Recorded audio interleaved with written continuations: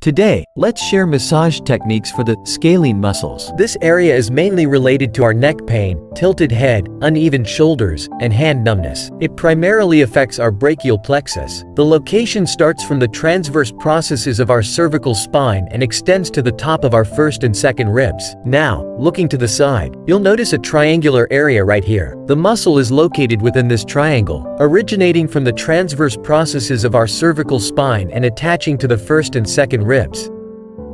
You can clearly see a triangular section here, which houses our scalene muscles.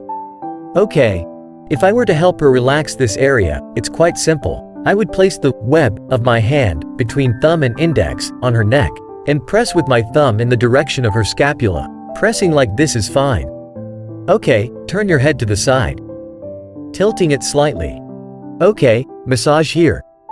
When I press down like this, she might feel numbness in the chest, this area, or perhaps in the hand or back. That's because I'm pressing on the brachial plexus, so she'll have such a sensation. Over here, we can gently massage. That's the first technique.